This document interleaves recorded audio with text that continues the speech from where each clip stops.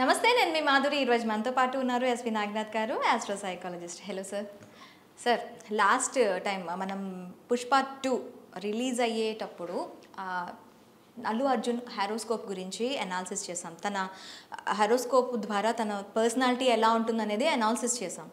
ఆ తర్వాత మీరు ఏదైతే చెప్పారో అదే సిమిలర్గా అవే జరుగుతూ వచ్చాయి ఇప్పటి వరకు కూడాను. ఏంటంటే చిరంజీవి ఫ్యామిలీతో, మెగా ఫ్యామిలీతో కాంప్రమైజ్ అవుతారా అని అడిగితే కాంప్రమైజ్ అవుతాడు ఖచ్చితంగా అని చెప్పి. అయితే తను ఈ పుష్ప 2 రిలీజ్ అయిన తర్వాత తను జైలుకి వెళ్ళటం, ఏదైతే సంధ్య థియేటర్ ఇష్యూ ఉందో ఆ ఇష్యూలో జైలుకి వెళ్ళటం, జైలు నుంచి వచ్చాక ఇవన్నీ సినారియాస్ చూసుకుంటే కాంప్రమైజింగ్ కనిపిస్తుంది. కానీ మెగా ఫ్యామిలీతో ఒక కాంప్రమైజింగ్ నేచర్ కనిపిస్తుంది, కానీ యాటిట్యూడ్లో మాత్రం తగ్గేదేలే. అసలు Allu Arjun attitude Pushpa movie series వల్ల వచ్చిందా, లేకపోతే తన ఆస్ట్రాలజీ అండ్ తన సైకాలజీ దీంట్లోనే ఉందా ఆ యాటిట్యూడ్? నేను ఎప్పుడూ ఒక విషయం అనాలిసిస్లో చెప్తుంటాను. గతంలో కూడా మనం శోభిత నాగ చైతన్య గురించి మాట్లాడినప్పుడు కూడా పర్సనాలిటీ అనాలిసిస్ చేశాం. ఓకే, సో పర్సనాలిటీ అనాలిసిస్ అనేది నేను కొత్తగా చేసేది ఏం లేదు. ఏ ఆస్ట్రాలజర్ అయినా కానీ ఒక్కసారి date of birth, time, place of birth తీసుకుంటే వాళ్ళ హారోస్కోప్లో వాళ్ళకి బై బర్త్ ఒక నేచర్ ఉంటుంది, పుట్టుకతోనే ఒక స్వభావం, ఒక పర్సనాలిటీ ఉంటుంది. సో అదర్వైజ్ ఒక వ్యక్తి పర్సనాలిటీని మీరు కూడా అనాలిసిస్ చేయొచ్చు సైకాలజీ బ్యాక్గ్రౌండ్ లేకుండా. వాళ్ళ బిహేవియర్, వాళ్ళ కమ్యూనికేషన్, వాళ్ళ థాట్ ప్రాసెస్, ఇవన్నీ కూడా మీకు డే టు డే లైఫ్లో కనిపిస్తాయి. మీరు, నేను ఎవరన్నా చేయొచ్చు. అంటే మన కళ్ళతో చూసినాం, అంటే మన తోటి వాళ్ళతో ఉన్న వాళ్ళతో వీళ్ళు ఇలాంటి వాళ్ళు, వాళ్ళు అలాంటి వాళ్ళని ఒక ముద్ర వేస్తూ ఉంటాం మనం. అదే మనం ఏంటంటే అబ్జర్వేషన్ ద్వారా మనం ఎవరి పర్సనాలిటీ అని అనాలిసిస్ చేయొచ్చు. కానీ ఆస్ట్రాలజీలోనే ఇంబైబ్డ్ పర్సనాలిటీ ఒకటి ఉంటుంది. ఇది నేను ఎక్స్టర్నల్ ఫ్యాక్టర్స్ చూసి చెప్పింది కాదు. ఆస్ట్రాలజీలోనే imbibed nature, personality, behavioural pattern, thought process, understanding, communication, execution, ఇలాంటివన్నీ లక్షణాలు కూడా బై బర్త్ ఉంటాయి. సో నా అనాలిసిస్లో నేను ఆ రోజు కూడా చెప్పాను. అప్పుడు 1 month బ్యాక్ కూడా ఏంటంటే అప్పుడు చాలా పతాక స్థాయిలో ఉంది. ఆంధ్రాలో ఒక పోస్టర్ రిలీజ్ చేశారు ఆ సినిమా ముందు, అది కూడా చాలా భయంకరంగా మిస్ఫైర్ అయింది. ప్లస్ రెండోది, అప్పుడు ఇంకా అసలు మెగా ఫ్యామిలీతో అసలు కంప్లీట్గా అసలు డిస్కనెక్ట్ అయిపోయాడు, ఐసోలేటెడ్ అయిపోయాడు, ఒక్కడే అయిపోయాడు అనేటువంటి వాదన కూడా బాగా వచ్చింది. సో అల్లు అర్జున్ పర్సనాలిటీలో మనం యాంటిసిపేట్ చేసింది ఏంటంటే, ముఖ్యంగా నేను చెప్పిన పాయింట్ ఏంటంటే, తను ఏ విషయాన్నైనా ఎలా అర్థం చేసుకుంటాడు. అర్థం చేసుకోవడం అనేది receiving, receptor, how you receive. అంటే ఎక్స్టర్నల్ ఫ్యాక్టర్స్ని నువ్వు ఎలా రిసీవ్ చేసుకుంటావు. అది it may be success, failure, identity, popularity, name, fame, money, everything else. ఇది మన చుట్టూ జరుగుతున్నటువంటి ఒక సిస్టమ్. అది దీన్ని మన బ్రెయిన్లోకి మనం ఎట్లా ఎక్కించుకుంటాం. That is one angle I have explain. అది మన ఐడెంటిఫై అయిపోయిన తర్వాత, whatever happening around you, success, whatever it is, how you get identified and how you channelize it to your ego. అర్థమైందండి. ఐడెంటిటీ, గొప్ప గొప్ప awards, rewards వచ్చిన వాళ్ళు, national level, international popular అయిన వాళ్ళు కూడా మోడెస్ట్ ఉంటారు, యాటిట్యూడ్ ఉండదు, సింపుల్గా ఉంటారు. One of the best example megastar Chiranjeevi. So కొంతమంది దాన్ని ఐడెంటిఫికేషన్తో పాటు దానికి ఒక ఈగో యాడ్ చేసుకుంటారు. అంటే ఈగో అని ఎందుకు చెప్తున్నానంటే, ఇక్కడ ఈగో అంటే అహంకారం అని కాదు.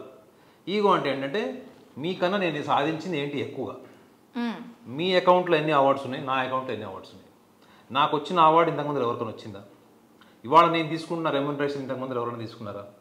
ఈ డిస్క్రిమినేషన్ ఎప్పుడైతే నువ్వు పర్సనల్గా కంపారిజన్, దాని డిస్క్రిమినేషన్ ఉంటుంది. ఈ డిస్క్రిమినేషన్ ఆఫ్ ఐడెంటిటీ ఏదైతే ఉంటుందో, ఇది ఆల్రెడీ ఆయనకి ఇంజెక్ట్ అయిపోయింది. అది okay, proud feeling. It is not just proud, even arrogance. Oh, even it's an arrogance. అంటే ప్రౌడ్ నుంచి ఆరగెన్స్ వరకు వెళ్ళిపోయాడు. అంటే ఇప్పుడు ఈ సక్సెస్ వల్లనే వచ్చింది అన్నది మాత్రం రాంగ్. మీరు అన్నారు కదా, పుష్ప 3 నుంచి 2 నుంచి పికప్ అయిందా, or else it is imbibed nature, is horoscope is indicating అని అడిగారు. హారోస్కోప్లోనే ఈ type of aggressive behaviour, aggressive communication, lack of patience, anger management failure, and he doesn't know how to డిప్లొమాటికల్లీ convey with the world. ఈ లక్షణాలన్నీ కూడా ఆయన by birth nature ఉంటుంది. నేను ఇంతకుముందు చెప్పిన హస్త నక్షత్రం, కన్యా రాశి అంది. ప్లస్ ఇంకోటి కూడా చెప్పాను, బుధగ్రహం నీచలో ఉంటే, నేను చాలా హారోస్కోప్ చూశాను, వాళ్ళ కమ్యూనికేషన్ ఇలానే ఉంటుంది. వాళ్ళ లోపల ఎంతో అంత మంచితనం ఉంటుంది, 10 మందిని వాళ్ళతో పాటు తీసుకెళ్లాలన్నటువంటి ఒక లీడర్షిప్ డ్రైవ్ ఉంటుంది. At the same time kindness, sympathy ఇవన్నీ ఉంటాయి. కానీ అది ఎప్పుడు ఎలా ఎగ్జిక్యూట్ చేయాలి అన్నట్టు టైమ్లీ సెన్స్ ఉంటుంది చూడండి, ఆ టైమ్లీ కామన్ సెన్స్ ఉంటుంది చూడండి. అది ఎప్పుడు బయటకు వస్తుందా, ఎప్పుడు రావాలి, ఎప్పుడు రాకూడదు అన్నది కూడా వాళ్ళకి అది మోర్ ఇన్స్టింక్టివ్. మీకు కామన్ సెన్స్, సిచ్యువేషనల్ సెన్స్ ఉన్నప్పుడు మీరు సందర్భ సహితంగా మాట్లాడతారు, సందర్భ సహితంగా ప్రవర్తిస్తారు. కానీ ఇది మోర్ ఇన్స్టింక్టివ్. అంటే మీ బ్రెయిన్ నుంచి బాడీకి సిగ్నల్ రాకుండానే మీరు మాట్లాడేస్తారు, మీ బ్రెయిన్ నుంచి బాడీకి సిగ్నల్ రాకుండానే మీరు డెసిషన్స్ తీసుకుంటారు, స్టేట్మెంట్స్ ఇచ్చేస్తారు. సో దీనివల్ల ఏమైపోతుంది, ఇప్పుడు ఏదైతే నేను కరెక్ట్ అనుకుంటున్నానో, ఇప్పుడు నా కళ్ళ ముందు జరుగుతుంది ఏదైతే అనుకుంటున్నా అది నేను సుపీరియర్గా ఫీల్ అవ్వచ్చు. లేదా నన్ను ఎవడో తొక్కేస్తున్నాడు, నా మీద ఎవరో అంటే కుళ్ళు పోతోళ్ళు ఉన్నారు, నా పక్కన అసూయించుకునే వాళ్ళు ఉన్నారు అనుకుంటచ్చు. ఇవన్నీ నిజంగా ప్రాక్టికల్గా మ్యాచ్ కానప్పుడు ఏం చేస్తారు, మళ్ళీ సెకండ్ థాట్కి వెళ్తారు, మళ్ళీ డిఫెన్స్లో పడతారు. ఈ డిఫెన్స్లో పడిన ప్రక్రియనే మళ్ళీ మెగాస్టార్ చిరంజీవి గారితో ఆయన కాంప్రమైజ్ అవుతాడు అని నా అనాలిసిస్ చెప్పాను. అయితే ఇక్కడ మనం ఇంకొకటి చూడాలి సార్, తన ఫస్ట్ మూవీ రిలీజ్ అయిన తర్వాత ప్రెస్ మీట్ అండ్ జైలు నుంచి వచ్చిన తర్వాత ప్రెస్ మీట్, అక్కడ మనకి అగ్రెసివ్నెస్, మీరు చెప్పినట్టు ఒక యాంగర్, ఒక యారగెన్స్, ఒక అగ్రెసివ్నెస్ కనిపించింది. ఇక్కడ మనకి కంప్లీట్గా కన్ఫ్యూజన్, ఏం మాట్లాడుతున్నాను, కరెక్ట్గానే మాట్లాడుతున్నాను అన్నప్పుడు కూడా యాంగర్, ఆ అగ్రెసివ్నెస్ కనిపించింది. అసలు ఈ టైప్ ఆఫ్ యాటిట్యూడ్ మనం 2 పేజెస్లో చూసాం అల్లు అర్జున్ని. దీన్ని ఎలా అర్థం చేసుకోవాలి? ఒకటి థియేటర్లో జరిగినటువంటి ఇన్సిడెంట్ అయింది కదా, నాకు తెలిసినప్పుడు బాగా నర్వస్ అయి ఉంటాడు, ఓకే, చాలా భయపడి ఉంటాడు, పానిక్ అయి ఉంటాడు. సో జనరల్గా వాళ్ళకి యాక్టర్స్ కాబట్టి వాళ్ళకి లోపల భావాన్ని బయట ప్రపంచానికి తెలియకుండా మేనేజ్ చేసేటువంటి ఎబిలిటీ ఉంటుంది వాళ్ళకి లోపల. ఎందుకంటే ఆల్రెడీ కమిషనర్ గారు చెప్పారు కదా, అక్కడ ఇట్లా అయింది, అక్కడ పరిస్థితి బాగాలేదు, మీరు వెళ్ళిపోండి ఇక్కడ నుంచి ఏదైనా చెప్పినప్పుడు దానికి ఏదో సమ్ అనాలిసిస్ జరిగింది.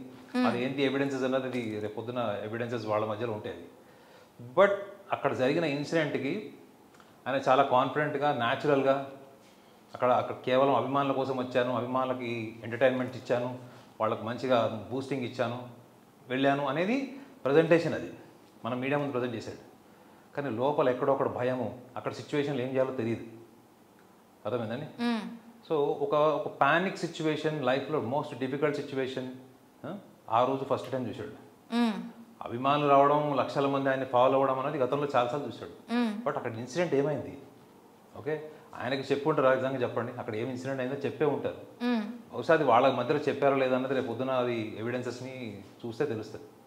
కానీ ఇంకొకటి ఏంటంటే ప్రెస్లో మాట్లాడేటువంటి, యాక్చువల్లీ నా ఇంట్రెస్టింగ్ పాయింట్ ఏంటంటే ఆయన ప్రెస్ ముందు మాట్లాడేటువంటి, ఆ ప్రెస్ ముందు మాట్లాడేటప్పుడు ఒక పేపర్ తీసుకొని వచ్చి కూర్చొని quite often he was watching paper చూస్తున్నారు, చెప్తున్నాడు నేను ఇంగ్లీష్లో చెప్తాను, కాసేపు తెలుగులో చెప్తాను. నువ్వు ఇంగ్లీష్లో చెప్పినా తెలుగులో చెప్పినా అక్కడ సిచ్యువేషన్ ఏంటి? Language was not the barrier, language not the compulsory communication method. అక్కడ మెయిన్ కామన్ సెన్స్ ఏంటంటే అక్కడ అంత జరిగిన తర్వాత చాలామంది ప్రశ్నించింది ఏంటంటే అంత ఇన్సిడెంట్ తర్వాత 1 month ఆల్మోస్ట్ 3 weeks తర్వాత కూడా మీరు ఎందుకు ఫ్యామిలీ మెంబర్స్ని కన్సల్ట్ చేయలేదు, ఎవరు చనిపోయిన వాళ్ళ ఫ్యామిలీని. ఒక తల్లి చనిపోయే పిల్లవాడిని కూడా లాస్ట్ మూమెంట్లో వదలకుండా అలానే పట్టుకొని ఉంది అన్నది రేవంత్ రెడ్డి గారు మొన్న అసెంబ్లీలో చెప్పారు. ఇవన్నీ సెన్సిటివ్ ఎమోషన్స్ పాయింట్స్ అండి ఇవి. అక్కడ మనిషిని వీళ్ళు ఎన్ని కోట్లు ఇచ్చినా కానీ ఆ చనిపోయిన మహిళ మళ్ళీ తిరిగి రాదు. సో మీరు ఎలా ఆలోచించాలి అక్కడ? మీరు వెళ్ళి నేను క్లారిఫికేషన్, నేను థియేటర్లో కూర్చున్నాను, థియేటర్లో ఏం జరిగింది, నా దగ్గరికి ఎవరు రాలేదు, పోలీసు వాళ్ళు రాలేదు, ఎవరు రాలేదు, నేను జస్ట్ చూశాను వెళ్ళిపోయాను, నేను వెళ్తూ కూడా అందరినీ జరిపేస్తున్నాను, ఇట్లా సైడ్ ఇవ్వమని చెప్తున్నారు, అవన్నీ చెప్తున్నాను. నువ్వు ఒక సెలబ్రిటీ అయిన తర్వాత ఎవడన్నా మాటింటాడా చెప్పండి? ఒక సెలబ్రిటీ రోడ్డు మీదకి వచ్చిన తర్వాత ఎవడన్నా మాటింటాడా? అక్కడ ఎవరైతే మాటలు వినలేదో వాళ్ళ చుట్టుపక్కల ఉన్నటువంటి ఫ్యాన్స్ కావచ్చు, లేదా ఒక సెలబ్రిటీని చూడాలన్నటువంటి జిజ్ఞాస, ఒక కుతూహలం, క్యూరియాసిటీ ఉంటుంది. ఆ టైంలో కామన్ సెన్స్ ఉండదు, లాజికల్ థింకింగ్ ఏముండదు. నా అభిమానం నటుడు కనపడ్డా, లేకపోతే ఒక ఫిల్మ్ స్టార్ రోడ్డు మీదకి వచ్చాడు, ఈ మైండ్ సెట్తోని అతను ప్రెస్ ముందుకు వచ్చినప్పుడు అతను ఏం మాట్లాడాలి, అతను తను ఫీల్ అయిందే చెప్తున్నాడు. మీరు చూశారు అక్కడ ఆద్యంతము అక్కడ ప్రెస్ ముందర సుమారు 50-60 కెమెరాస్ ఉన్నాయి, మైక్స్ ఉన్నాయి. So what ever he felt is talking. ఇప్పుడు మీరు మీ ఇంట్లో 100 రకాలుగా బిహేవ్ చేస్తారు మేడం, 100 రకాలుగా ఉంటారు మీ ఇంట్లో. మీ హస్బెండ్తో మాట్లాడతారు, పిల్లలతో మాట్లాడతారు, చుట్టాలు, బంధువులు. కానీ మీరు ఒక్కసారి కెమెరా ముందుకు రాగానే ఎంత కాన్షియస్ ఉంటారు? ఆ కాన్షియస్నెస్ అన్నది మీకు సబ్జెక్ట్ మొత్తం అసలు ఏం జరిగింది, దాన్ని నువ్వు ఎట్లా మైండ్కి ఛానలైజ్ చేసుకున్నావు, ఎట్లా ఆర్గనైజ్ చేసుకున్నావు, దాంట్లో నువ్వు ఎంత ఎంపతి క్యారీ చేసావు, ఎంత ఎమోషనల్గా నువ్వు డ్రైవ్ అయ్యావు, అదన్నీ కూడా మీకు కమ్యూనికేషన్లో కనపడలేదు. But it doesn't mean that he was not bothered about the situation and what all happened to the family. But he was failed to deliver the emotions, the feelings, the kind of things which he really felt. అది అల్లు అరవింద్ గారు వచ్చి చెప్పే వరకు ఎవరికి తెలియదు. ఆయన ఏమని చెప్పారు, వారం 10 రోజుల నుంచి మా అబ్బాయి ఇద్దరు సరిగా లేదు, సరిగా భోజనం చేయట్లేదు చెప్పాడు. అది నిజమై ఉండొచ్చు ప్రాబబ్లీ. బట్ ఆమె చనిపోవడం వల్ల అల్లు అర్జున్కి వచ్చినటువంటి ఆనందం ఏమి ఉండదు. అది జరిగింది, అది దురదృష్టకరం. కానీ నువ్వు దాన్ని ప్రాపర్గా ప్రజెంట్ చేయలేకపోవడమే నా హారోస్కోప్లో ఇంట్రెస్టింగ్ పాయింట్. కమ్యూనికేషన్. కమ్యూనికేషన్ మీరు ఎలా అర్థం చేసుకున్నారు, ఎలా ఎగ్జిక్యూట్ చేశారు. నాకు తెలిసి అల్లు అర్జున్ లైఫ్లో ఇంత డిఫికల్ట్ టఫ్ సిచ్యువేషన్ నా భూతో నా భవిష్యత్. ఎందుకంటే కాదు, సెలబ్రిటీస్ అందరు కూడా అద్దాల మెడలో ఉంటారండి. వాళ్ళు ఎప్పుడు కూడా విమర్శను తట్టుకోలేరు. అర్థమైందా? విమర్శ తట్టుకోలేదు. ఇప్పుడు అల్లు అర్జున్ పర్సనాలిటీ ఇది అంటే మనోభావాలు దెబ్బతింటాయి. అవునా కదా? సమంత గారు ఇది అంటే మనోభావాలు దెబ్బతింటాయి. సో వీళ్ళు మనోభావాలు దెబ్బతినటువంటి ఒక వలయంలో ఉంటుంది. కానీ అల్లు అర్జున్ మొన్న మీడియా ముందుకు వచ్చినప్పుడు అందులో ప్రతి ఒక్కళ్ళు ఆయన ఏం క్వశ్చన్ వేస్తాడు అనేటువంటి నర్వస్నెస్, అప్పుడు పల్స్ రేట్ చెక్ చేసి ఉంటే ఎంత ఉండేదో చెక్ చేసుకోమండి, హార్ట్ బీట్ చెక్ చేసి ఉంటే తెలిసి ఉండేది ఆయన ఎంత నర్వస్ అయి ఉంటాడు, ఎంత పానిక్ అయి ఉంటాడు. అంటే ఇవన్నీ కూడా ఆయన లైఫ్లో మోస్ట్ డిఫికల్ట్ సిచ్యువేషన్ని అతను ఫేస్ చేసిన సందర్భం అదే. కానీ ఒక మనిషి నిజమైన వ్యక్తిత్వం బయటపడేది ఎప్పుడు చెప్పండి? ఇట్లాంటి టఫ్ సిచ్యువేషన్ అని భయపడుతుంది. 42 ఏళ్ళు 40 ఏళ్ళు ఉన్నాయి కదా, ఇంత టఫ్ సిచ్యువేషన్ ఆయన హ్యాండిల్ చేసింది ఇదే ఫస్ట్ టైం. ఆయన ఏంటి, ఆయన వ్యక్తిత్వం ఏంటి, ఆయన అంతర్గతం ఏంటి, ఆయన భావోద్వేగాలు ఏంటి, తనకు తన పట్ల ఎంత క్లారిటీ ఉంది, ఆ క్లారిటీని ఎంతవరకు అతను ఎగ్జిక్యూట్ చేశాడు, యాంగ్జైటీ ఎట్లా ఉంది, యాంగ్జైటీ మేనేజ్మెంట్ ఎట్లా చేశాడు, ఆ సిచ్యువేషనల్ సెన్స్ ఎంత ఉంది, అదంతా కూడా మీరు జస్ట్ ఒక ఆర్టికులేషన్ కమ్యూనికేషన్ చూడండి, మీకు తెలిసిపోతుంది. So what ever Allu Arjun was completely presented in front of the media and that's what is real personality. అయితే ఇక్కడ సందెట్లో సడేమియా అన్నట్టు తెలంగాణలో రాజకీయ పార్టీలు అపోజిషన్ అండ్ లీడింగ్ రెండు పార్టీసు ఈ ఇష్యూని సెంటర్ ఆఫ్ అట్రాక్షన్గా పెట్టుకొని నువ్వెందుకు చేసావంటే నేను ఎక్కడ చేశాను అనే దీంట్లో ఇప్పుడు రేవంత్ రెడ్డి కేటీఆర్ మధ్య ట్వీట్ల వారు దీని గురించి ఎస్పెషల్లీ ఈ ఇష్యూ గురించి రేవంత్ రెడ్డి అసెంబ్లీలో మాట్లాడటం అంటే ఒక మూవీ ఇంపాక్ట్ అసెంబ్లీని కదిలించే వరకు వెళ్ళిందా అంటే? అట్లా కదా, ఇన్సిడెంట్ కదిలించింది, మూవీ కాదు. They don't care about movie. సినిమాలు వస్తుంటే పోతుంటే ముఖ్యమంత్రి స్థాయి ఎందుకు పట్టించుకుంటాడు సార్? ఇన్సిడెంట్ గురించి ఆయన మాట్లాడలేదు. పుష్ప 2 రిలీజ్కి మీరు బిజినెస్ చేసుకోండి, ప్రభుత్వం దానికి రాయితీలు ఇస్తుంది, బెనిఫిట్స్ ఇస్తుంది, మీరు బెనిఫిట్స్ తీసుకోండి, అన్నీ చేసుకోండి, మీరు జైలుకి వెళ్ళండి, మార్నింగ్ రాత్రి వెళ్ళండి, ఈవినింగ్ మళ్ళీ మార్నింగ్కి వచ్చేసేయండి, ఇలాంటి మాటలు మాట్లాడారు. ఆ సంధ్య థియేటర్ ఇష్యూ గురించి ఆయన పిన్ చేయలేదు. ఇక్కడ అల్లు అర్జున్ని మూవీని ఒక మాధురి గారు అసలు అల్లు అర్జున్ చర్చ సంధ్యా థియేటర్ ఇష్యూ జరగకపోయింటే అసెంబ్లీకి ఎట్లా వచ్చేది చెప్పండి? అసలు అల్లు అర్జున్ అనే వ్యక్తి is a discussable person in the assembly or in the parliament because of the demise. ఆ మహిళ ఎవరితో చనిపోయిందో, ఆ పిల్లవాడి పరిస్థితి హాస్పిటల్లో బాగోలేదో, దాని ఎమోషన్ అసెంబ్లీ వరకు వెళ్ళింది. ప్లస్ ఇంకోటి వార్ నడుస్తుంది కదా, వర్బల్ వార్ నడుస్తుంది. రూలింగ్ పార్టీ వాళ్ళకి కౌంటర్గా అపోజిషన్ పార్టీ వాళ్ళు ట్వీట్ చేశారు. ఒక ముఖ్యమంత్రి పేరు కూడా ఒక సెలబ్రిటీ నోట్లో రాలేదు.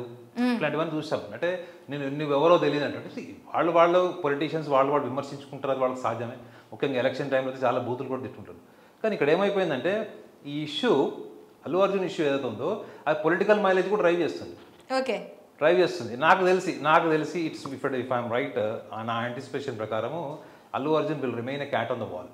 అయితే ఈ సిచ్యువేషన్ మీరు కమ్యూనికేషన్ అంటున్నారు కాబట్టి ఈ గోడ మీద పిల్లి ఇప్పుడు అపోజిషన్ వైపు వెళ్తుందా, లేకపోతే లీడింగ్ వైపు వెళ్తుందా, లేకపోతే నాకెందుకురా బాబు ఇప్పటికైంది చాలు వెళ్ళి దుకాణం సర్దుకొని లోపలికి వెళ్ళి కూర్చుందాం అని చెప్పి అనుకుంటున్నా. నాకు తెలిసి ఇప్పుడు అల్లు అరవింద్ గారు ఏం చెప్తాడో ఫాలో అవుతాడు. ఓకే, అల్లు అర్జున్ ఇప్పుడు కూడా సొంత బుర్ర పెట్టాడు. ప్రెస్ కాన్ఫరెన్స్లో ఆయనకు ఎంత సొంత బుర్ర ఉంది, ఎంత మెచ్యూరిటీ ఉంది, ఎంత కమ్యూనికేషన్ ఉంది అంతా చూశారు. కాబట్టి నౌ ఐ థింక్ ఈ sincerely obediently follow what father says. Allu Aravind గారు ఏం చెప్తారో ఫాలో అవుతారని నేను అనుకుంటున్నా. అల్లు అరవింద్ గారు ఎట్లా ఆయన intellectual balanced person, one side person కాదు కాబట్టి ఆయన మ్యాటర్ సెటిల్ చేసుకోవడం మాత్రమే చూస్తారని అనుకుంటున్నాను. Okay sir, thank you very much.